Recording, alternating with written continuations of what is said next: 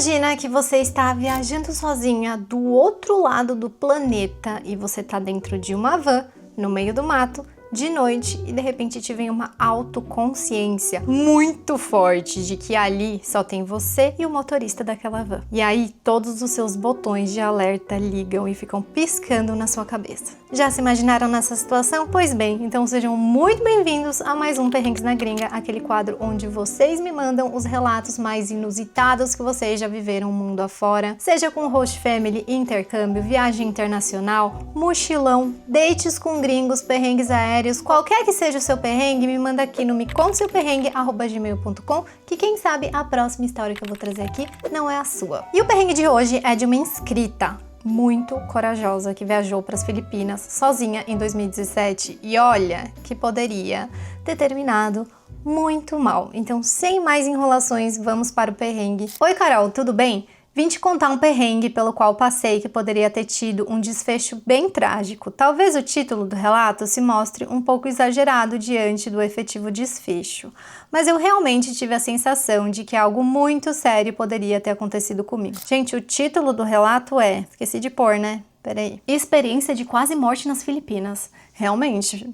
bem tenso, mas vamos seguir. Bom, era fevereiro de 2017, eu estava com os meus 28 anos viajando sozinha pelas Filipinas. Viagem incrível, by the way. Pesquisei bastante sobre mulher viajando sozinha por lá e entendi que deveria ter cuidado, mas que em geral era um país seguro para mulheres viajantes. Pois bem, quando eu fui sair da cidade, em El Nido, para Puerto Princesa, ambas cidades pequenas localizadas na ilha de Palawan, vi que o melhor meio de transporte eram vans e que os hotéis e hostels poderiam fazer o agendamento. Pedi então que meu hostel fizesse a reserva para mim, saindo no fim do dia. Eram umas 4, 5 horas de viagem. O esquema da van era bem precário e bem improvisado. Como tudo na Ásia, né? Vamos combinar? Quem já viajou pela Ásia sabe muito bem, consigo já imaginar todo o cenário. Mas o interior das Filipinas é bem carente de infraestrutura. Então não era nada muito diferente do que vinha vivenciando até então.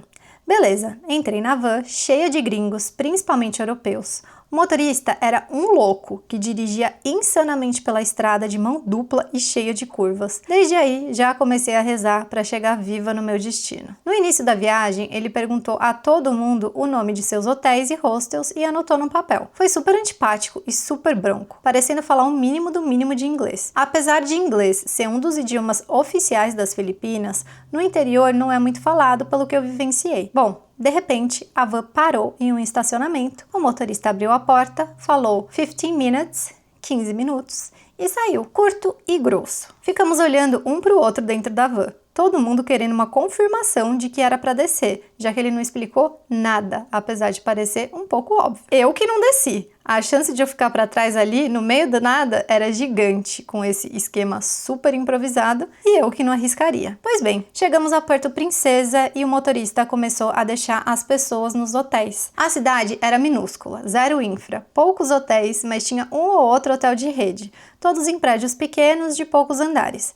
Mas eu, no meu low budget trip total, numa viagem longa pela Ásia, não podia me dar o luxo de ficar em hotel e tinha reservado um hostel X, lá que estava bem avaliado no hostel.com. Estava então esperando ser deixada no meu hostel. Enquanto isso, várias pessoas foram deixadas em lugares tipo pousadas, que ficavam totalmente no meio do mato. Tudo escuro, já era tarde da noite. Cada hora ele entrava em uma estradinha mais escura e isolada para deixar alguém. E nada de chegar a minha vez. Até que desce a última pessoa em uma dessas pousadas. Numa estrada no meio do mato, total breu, e fico sozinha naquela van. Eu já estava ficando angustiada um pouco antes e tinha pego emprestado o celular de um francês que estava do meu lado, já que eu estava viajando sem internet. Não façam isso. Gente, não façam isso mesmo, né? Pelo amor de Deus, a primeira coisa que você faz quando você chega num destino, ainda mais na Ásia, é no aeroporto você já pegar um chip que funcione no lugar. Pelo amor de Deus. Para confirmar o endereço certinho do hostel e tal.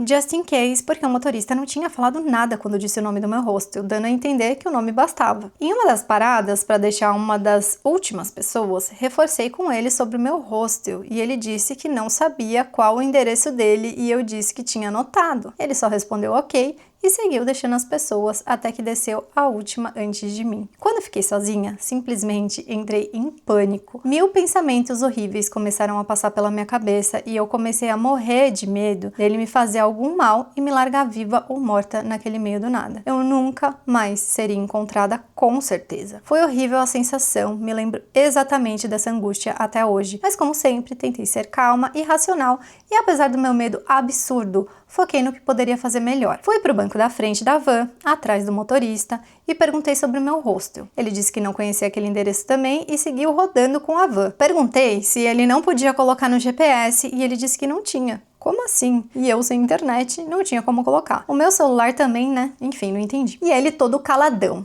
Todo naquele jeito super broncão, não fazia ou falava nada. Eu então comecei a ser o mais simpática que conseguia, puxando papo e perguntei se ele poderia me levar a algum hotel que ele conhecesse e que achava que tinha vaga. Ele disse que ok e começou, em teoria, a dirigir para lá. Menina, mas eu rezava para todos os santos nessa hora. Minhas mãos suavam frio e eu tentando manter a calma e simpatia. Amiga, vamos lá, vamos tentar se colocar no lugar dela. Né? Porque esse tipo de coisa, beleza, você tá viajando sozinha pela Ásia, você já sabe que as coisas são bem sem infraestrutura e que as coisas são assim, né? Você entra numa van que tem mais 15 pessoas, eu me sentiria segura. Eu entendo que a noite chega, você vai se enfiando no meio do mato. Eu não sei se eu entraria em pânico, mas obviamente eu não tô no lugar dela. Pensamentos intrusivos, gente, no mundo que a gente vive, com as coisas que acontecem, super normal. E eu acho, honestamente, que eu no lugar dela, eu ia ficar tentando de alguma maneira... Não tem como, né? Não tem sinal.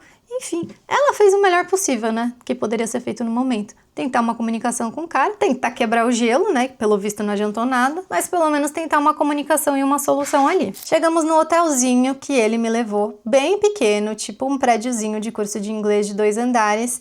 Ele saiu da van e foi fumar. E eu fui tocar o interfone. Toquei várias vezes e nada de ninguém atender. Eu, que estava ficando um pouco mais calma até então, comecei a ficar super nervosa de novo. O cara me leva para um hotel que não tem ninguém. Cara, que estranho. Bom, voltei pra van e mantive a vibe simpatia. O cara tava se soltando e eu descobri que ele falava inglês, do tipo bem direitinho mesmo, suficiente pra trocar uma ideia. E ele então disse que me levaria para outra opção, que ele tinha quase certeza que teria vaga e que com certeza tinha recepção 24 horas por dia. Fomos até chegar lá, trocando uma super ideia. Não é que o cara era super gente boa, em nenhum momento fiquei totalmente calma, óbvio, mas fui relaxando um pouco conforme fui vendo que a situação parecia sob controle. Chegando no hotel, bem maior, de fato tinha recepção 24 horas e tinha vaga. Ele perguntou se o hotel estava ok para mim, que poderia levar para outro se fosse necessário. Eu respondi que estava ok e ele tirou minhas malas, levou até a recepção e mandou um simpático "Enjoy the rest of your trip".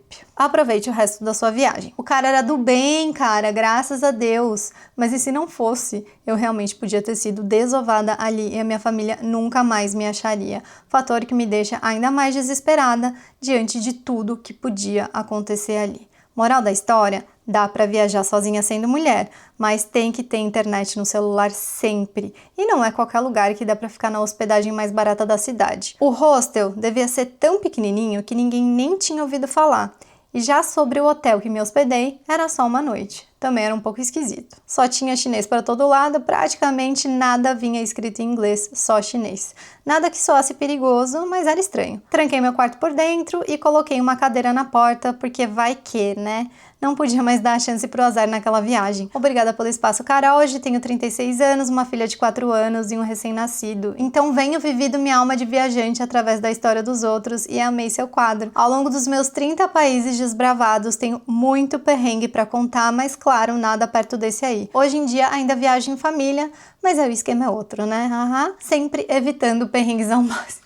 Sim, amiga. Ai, amiga, nossa, me identifiquei com você, né? Tirando que eu não tenho filho. Mas assim, depois que a gente passa dos 33, ai, a gente só quer paz. E eu sei que vocês estão me vendo acampar. Quem tá me acompanhando no meu canal de casal, vocês estão me vendo acampar aí com o Leonardo, né? No meio de floresta, no meio de sequidão. Mas, gente, é super no maior conforto, tá? Nem todos, na verdade. Nem todos. Mas isso é história pro outro canal. O que eu quero dizer pra vocês é que, graças a Deus, nada aconteceu com ela. Que bom, fico muito feliz, mas realmente, quando a gente para pra lembrar e pra se colocar na situação que você tá no meio do mato, num lugar que, gente, desculpa, mas quando ela começou a falar que ela tava no Sudeste Asiático, numa floresta, andando em estradas dentro de uma van, a primeira história que me veio na cabeça foi a história dos brasileiros no Myanmar, né? Tudo bem que ela tava nas Filipinas, mas assim, não sei, gente, eu não sei se eu tô muito paranoica, eu sei que quando a gente é mais novo, a gente, tipo, faz muitas coisas sem pensar, o nosso anjo da guarda trabalha para caramba, corta um dobrado, mas realmente, tipo, é importante a gente trazer aqui. Porque é aquilo, cara, a gente sendo mulher, é óbvio que a gente consegue viajar sozinha, é óbvio que a gente pode ser independente, a gente vive em outro mundo, mas a gente ainda vive num mundo muito perigoso para mulheres. E esse é o tipo de pensamento que muito provavelmente, sei lá, eu sempre me coloco na situação, né, como que seria eu e o meu namorado. O Léo não ia estar com medo, o Léo ia estar trocando maior ideia com esse cara, o Léo ia estar tipo, ah, tudo bem, se não der certo eu só abro meu sleeping aqui no meio da floresta e durmo. Uma mulher, infelizmente, não pode se dar o luxo de pensar dessa forma. Por quê? Você tá no meio da floresta, você tá com medo de fazerem alguma coisa com você. Você tá andando sozinha sem internet, você tá com medo de fazerem uma coisa com você. Você tá numa van no meio da floresta à noite com um desconhecido mal-humorado, é o próprio cenário que ela falou. Se ela sumisse ali, ninguém nem ia saber pra onde ela tava, porque ela não tinha um celular pra compartilhar uma localização, pra mandar uma mensagem pra um amigo. Não sei, gente. Eu acho que na situação dela, no meio do que eu estaria, eu faria amizade com alguém ali muito rápido, alguma mulher de preferência que tava entre os 15 europeus ali que estavam na van com ela, e falava, ó, minha filha, também não dá pra falar nada, né? Ah, não sei, passa o número. Não... Ah, e ó, não dá pra ficar sem internet. Se tem um negócio que a gente aprendeu com esse relato de hoje pelo amor de Deus, não dá pra ficar sem internet, ainda mais viajando sozinha, ainda mais no Sudeste Asiático. Meninas, não façam isso, tá? Pelo amor de Deus. Ainda mais hoje em dia que tem eSIM, tipo esses chips que você só entra no site e baixa o chip, você não precisa ter o perrengue de ir em algum lugar, comprar o chip físico, não sei. Dá pra fazer umas pesquisadas aí na internet, né? As redes sociais estão aí pra isso, pra gente trocar experiências e ver, sei lá, qual que é o chip que funciona melhor, né? A operadora que funciona melhor no destino. Existem certas pesquisas que a gente tem que fazer, né? Antes de fazer uma viagem, ainda mais solo. Outra coisa que aprendemos com esse perrengue. Hospedagem baratinha é bom, né? Hostel é ótimo pra quem tá viajando sozinha, né? Eu particularmente incentivo porque é o lugar que você vai conhecer pessoas, é o lugar onde você vai fazer amizades, mas de preferência um hostel conhecido, num lugar que não seja de meio da floresta. Que tal essa dica? Agora, a estratégia da simpatia, eu achei que foi boa e eu acho que funciona em alguns lugares só. Eu já usei a estratégia da simpatia nos Emirados Árabes e não foi bacana. O motorista da van confundiu simpatia com interesse, ele tentou beijar à força.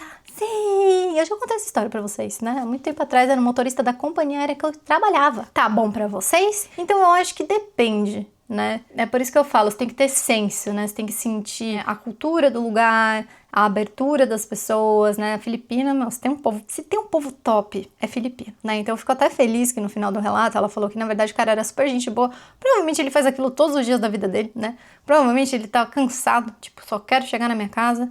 E aí quando ele viu que você tava sendo legal, e gente, cá entre nós, turista, europeu, americano, esses países ricos aí, nem sempre são as pessoas mais simpáticas do mundo, tá? Nem sempre tratam...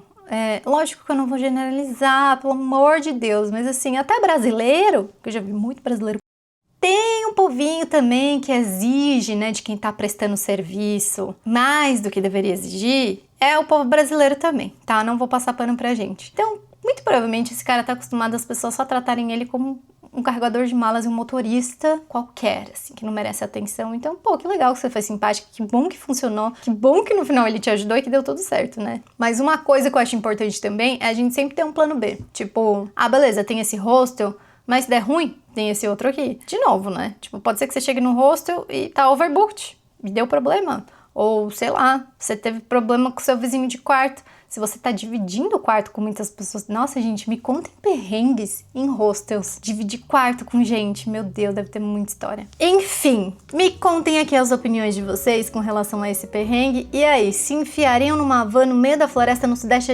Asiático sem internet e sem destino certo? Acredito que não, né? Enfim... Muito obrigada por quem assistiu até aqui. Não esqueçam de deixar o like, um comentário, se inscrever no canal, mandar a sua história aqui pro meconteseuperrengue@gmail.com, que quem sabe não é a próxima que eu vou ler aqui. Não se esqueçam de maratonar também, né, a playlist de perrengues na gringa. A gente já colecionou aí bons perrengues, bons mesmo. E é isso. Muito obrigada. Um beijo e até a próxima.